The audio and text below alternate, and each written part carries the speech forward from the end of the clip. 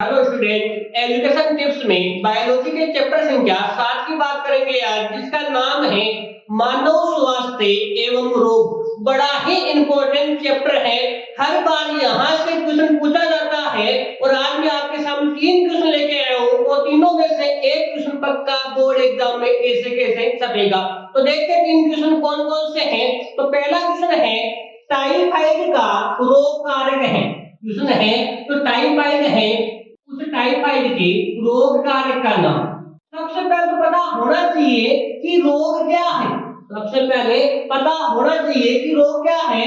तो शरीर में एक या एक से अधिक शरीर में एक से अधिक अंगों पर यदि प्रतिकूल प्रभाव पड़ता है, एक से अधिक अंगों पर प्रतिकूल प्रभाव पड़ता है और विशेष प्रकार के लक्षण उत्पन्न हो जाते हैं या अनेक प्रकार के लक्षण उत्पन्न हो जाते हैं, उसे क्या बोलते हैं? रोग बोलते हैं। तो क्वेश्चन पूछा था कि रोग किसे करते हैं, तो ध्यान रखना कि शरीर में एक से अधिक अंगों पर प्रतिकूल प्रभाव पड़ता है और विशेष प्रकार के क्या होते हैं लक्षण प्रकट हो जाते हैं या फिर कह सकते हैं अनेक प्रकार के लक्षण उत्पन्न हो जाते हैं, उसे बोलते हैं रोग के नाम से जानते हैं।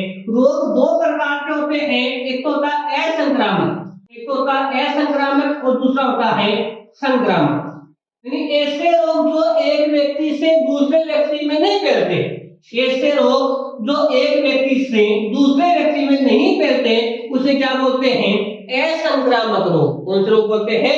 असंक्रामक रोग के नाम से उसको जानते हैं। ठीक है, जैसे वही जानते हैं कैंसर और भाई कैंसर। ऐसे रोग जो एक व्यक्ति से दूसरे व्यक्ति में नहीं फैलते हैं, उसे असंक्रामक रोग कहते हैं, जैसे कौन है? कैंसर। दूसरा है संक्रामक। ऐसे रोग जो एक व्यक्ति से दूसरे व्यक्ति में क्या होते हैं भाई? फैलते हैं। ऐसे रोग जो एक व्यक्ति से दूसरे व्यक्ति में क्या होते हैं? ट्रांसफर होते हैं, फैलते हैं, उसे क्या बोलते हैं? संक्रामक रोग, जैसे कौन है? एड्स। अब देखो क्वेश्चन था टाइफाइड का रोग कारक है। तो टाइफाइड है, उसका जो रोग कारक होता है वो होता है साल्मोनेला टाइफी। टाइफाइड है, उसका जो रोग कारक होता है वो होता है साल्मोनेला टाइफी। क्या होता है भाई? साल्मोनेला टाइफी का रोग कारक होता है। अब इसका जो वाहक है वो किसके कारण होता है? तो दूषित भोजन और किसके द्वारा होता है भाई? जल के माध्यम से। दूषित भोजन है और दूषित क्या भाई? जल है, उनके द्वारा क्या होता है भाई? टाइफाइड रोग होता है। आगे देखो, टाइफाइड है, उस टाइफाइड के लिए जो टेस्ट होता है, उस टेस्ट का नाम होता है भाई विडाल टेस्ट होता है, उसका नाम है विडाल टेस्ट। यदि किसी को बोला टाइफाइड है, उसका लक्षण क्या है, तो ध्यान रखना सिर दर्द होता है, इसके अलावा लंबे समय तक कमजोरी, इसके अलावा किसके लक्षण है? टाइफाइड के। किसके भाई? टाइफाइड के। तो ध्यान रखना टाइफाइड है, इसका रोग कारक होता है वो होता है साल्मोनेला टाइफी होता है, वाहक होता है संदूषित भोजन और कौन होता भाई? जल होता है। टेस्ट कौन सा होता भाई? विडाल टेस्ट होता है। लक्षण की बात करें तो सिर दर्द होता है, लंबे समय तक कमजोरी है, इसके अलावा कब्ज वगैरह है, ये इसके क्या होते भाई? लक्षण है। अब क्वेश्चन पूछा जाता है कौन से अंग को प्रभावित करता है? अंग को प्रभावित करता है तो ध्यान, छोटी आंत को। किसको? छोटी आंत को प्रभावित करता है। किसको? छोटी आंत को। तो ध्यान, पहला ऑप्शन क्या है? Salmonella typhi. तो इसका आंसर क्या हो गया? Salmonella typhi. तो क्वेश्चन क्या था? टाइफाइड का रोग कारक है, तो आंसर हो गया साल्मोनेला टाइफी। अब ये सारी बातें आपको याद होनी चाहिए। इसका वाहक कौन है? तो ध्यान, संदूषित भोजन और संदूषित जल होता है।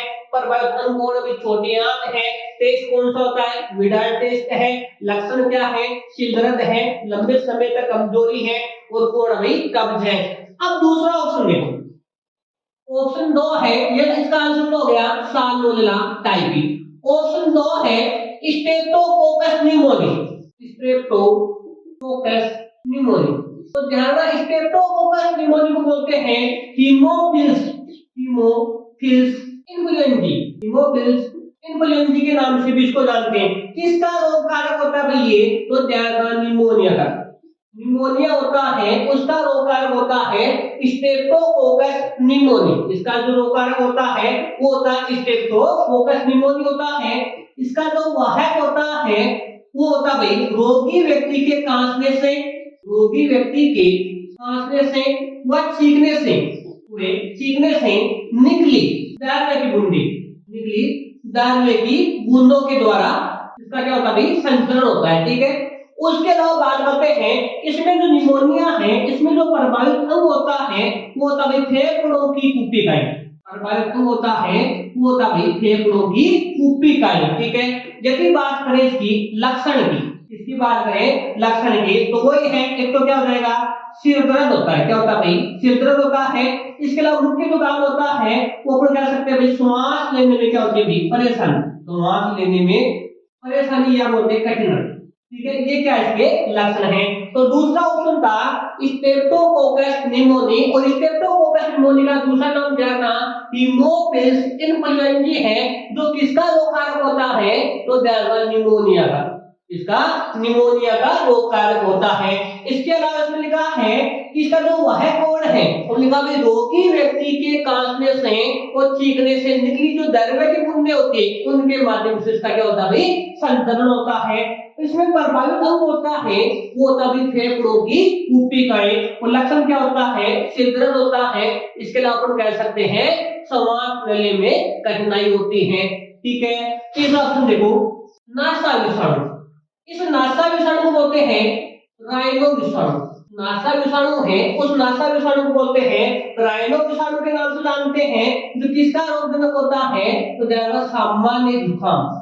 उसको पूछता है कि सामान्य जुकाम है उसके रोग कारक का नाम बताओ तो ध्यान नासा विषाणु या राइनो विषाणु के नाम से उसको जानते हैं। इसके लक्षण क्या होते हैं भाई तो ध्यान नाक में खुजली आना, नाक में खुजली आना। इसके अलावा तरल का स्राव होना, तरल का स्राव वगैरह होना, ये किसके भाई तो ध्यान रखना भाई सामान्य जुकाम के लक्षण होते हैं।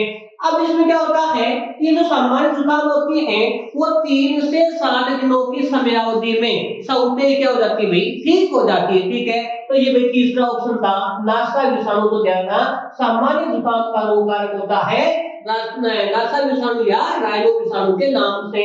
ऑप्शन डी है सभी, तो ध्यान रखना टाइफाइड के रोगकारक का नाम कौन सा होता है साल्मोनेला टाइफी है। स्ट्रेप्टोकोकस निमोनिया किसका होता है निमोनिया का होता है। नासा विषाणु किसका होता है सामान्य जुकाम का। तो ये था भाई आपका पहला क्वेश्चन। ठीक है, दूसरा देखो प्लाज्मोडियम की जाति है, है प्लाज्मोडियम की जाति है। तो प्लाज्मोडियम की जाति की बात करें तो ये भैया आपको दिख रहा होगा प्लाज्मोडियम मलेरी, प्लाज्मोडियम मलेरी। तो देखो प्लाज्मोडियम की जाति प्लाज्मोडियम मलेरी होती है, प्लाज्मोडियम ओवेल होती है, प्लाज्मोडियम वाइवेक्स होती है, और ऑप्शन है डी, तो इसका आंसर हो जाएगा सभी। तो देखो क्वेश्चन है प्लाज्मोडियम की जाति है, तो प्लाज्मोडियम की जो जाति होती है वो Plasmodium malariae, Plasmodium ovale, Plasmodium falciparum, Plasmodium vivax, ये चारों की चारों जातियां होती हैं वो किसकी होती है भाई प्लाज्मोडियम की। किसकी भाई प्लाज्मोडियम की। ये प्लाज्मोडियम आपको दिख रहा है वो किसका रोग कारक है तो ध्यान मलेरिया का, मलेरिया है उस मलेरिया के रोग कारक का नाम क्या है तो ध्यान प्लाज्मोडियम। और ये प्लाज्मोडियम की जातियां होती हैं जिसमें सबसे जो खतरनाक जाति होती है वो कौन सी होती है प्लाज्मोडियम फाल्सिपेरस। तो जानना प्लाज्मोडियम की जाति है तो प्लाज्मोडियम मलेरी है, प्लाज्मोडियम ओवेल है, प्लाज्मोडियम फाल्सिपेरस है, प्लाज्मोडियम वाइवेक्स है। ये सारी की सारी क्या होती है इसकी जाति। तो आंसर तो क्या हो गया इसका डी हो गया। अब ये प्लाज्मोडियम किसका रोग कारक है तो जानना मलेरिया का जो रोग कारक होता है वो कौन होता है भाई अपन कह सकते हैं प्लाज्मोडियम। कौन सा होता है भाई प्लाज्मोडियम। ठीक है, अब ये किस प्रकार का होता है तो द्विपर्कोशी, इस प्रकार का होता है भाई द्विपर्कोशी होता है। द्विपर्कोशी का मतलब ये हो गया कि एक बात तो किसमें भाई मनुष्य में मतलब जो जीवन चक्र है एक बात यानी जीवन चक्र किसमें पूरा करता है एक बात मनुष्य में पूरा करता है, दूसरी बात किसमें करता है भाई मच्छर में। तो प्राथमिक परपोषी होता है प्राथमिक परपोषी वो तो होता भाई मनुष्य, प्राथमिक परपोषी होता है वो तो होता परपोषी सॉरी मनुष्य होता है, और द्वितीयक जो परपोषी होता है वो होता भाई मच्छर। द्वितीयक परपोषी होता है वो मच्छर होता है। मनुष्य में जो जनन होता है वो किस प्रकार का होता है भाई, अलैंगिक प्रकार का। किस प्रकार का, अलैंगिक प्रकार का। और मच्छर की बात करें तो किस प्रकार का होता है, इसमें लैंगिक प्रकार का जनन होता है। तो ये भी जानना कि ये किस प्रकार का जीव है, द्विपर्पोषी। अपन कह सकते हैं कि द्विपर्पोषी होता है जो अपना जीवन चक्र है वो मनुष्य में और मच्छर में पूरा करता है। मनुष्य में तो अलैंगिक जनन के द्वारा और मच्छर में किसके द्वारा, लैंगिक जनन के द्वारा।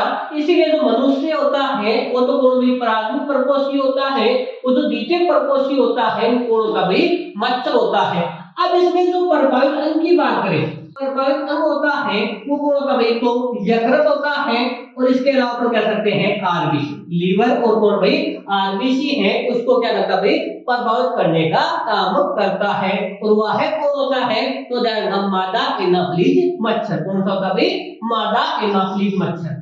मादा एनाफ्लीज मच्छर इसका क्या होता भाई, हुआ है। तो दूसरा क्वेश्चन था प्लाज्मोडियम की जाति। तो तीनों की तीनों इसकी क्या भाई जातियां है, तो उपयोग सभी आ जाएगा और एक भी जाएगा प्लाज्मोडियम पार्सिपेरम। जो सबसे खतरनाक जाति है, जनन दो प्रकार का होता है, लैंगिक अलैंगिक जनन होता है।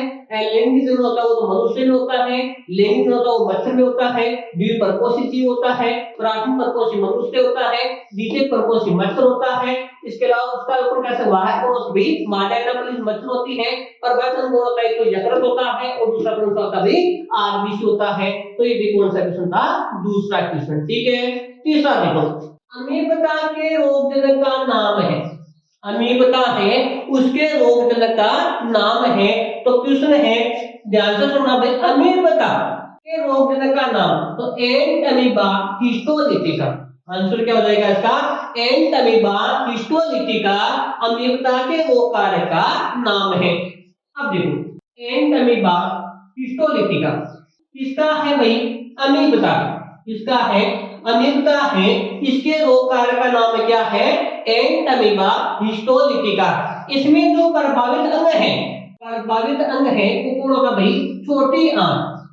प्रभावित अंग की बात करें तो प्रभावित अंग कौन होगा भाई, छोटी आंत। अमीबता का जो नाम है वो कारक तो एंटमीबा हिस्टोलिटिका हो गया।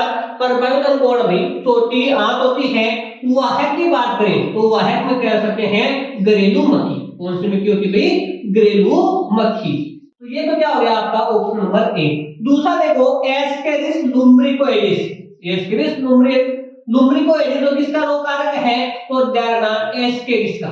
एस्केरिस का रोग कारक है, जिसको बोलते हैं गोलकर्मी के नाम से।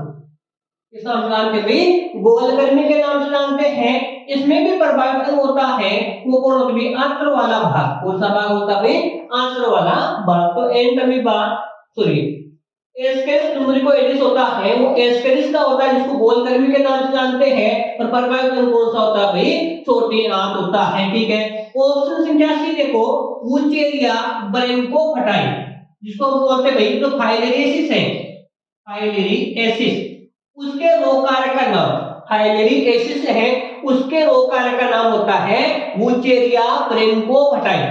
फाइलेरियासिस है उसके रोग कारक का नाम होता है वुचेरिया ब्रैंकोफटाई के नाम से जानते हैं। इसको बोलते हैं हाथी पांव रोग, हाथी पांव रोग के नाम से। किस नाम से जानते हैं भाई, हाथी पांव रोग के नाम से जानते हैं। ठीक है, अब जो फाइलेरियासिस है उसमें जो प्रभावित जो अंग होता है वो होती है लसिका वाहिनियां।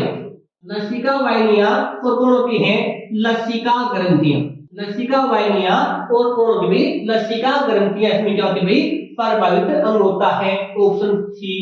चौथा है माइक्रोस्पोरम, और माइक्रोस्पोरम किसका होता है, दाद का। किसका होता है भाई, दाद है, उस दाद के रोग कारक का नाम होता है माइक्रोस्पोरम। क्या होता है भाई, माइक्रोस्पोरम है। ठीक है, तो ये भाई आपका क्वेश्चन संख्या 3। तो ध्यान, क्वेश्चन था अमीबता के रोग कारक का नाम क्या है, तो एंटमीबा हिस्टोलिटिका। कौन भाई, एंटमीबा हिस्टोलिटिका। तो इसका आंसर हो गया ए। ठीक है, तो ये 3 क्वेश्चन है, तीनों ही बड़े इंपॉर्टेंट क्वेश्चन है बोर्ड एग्जाम में। इन तीनों में से एक क्वेश्चन आपको मिल जाएगा। Thank you.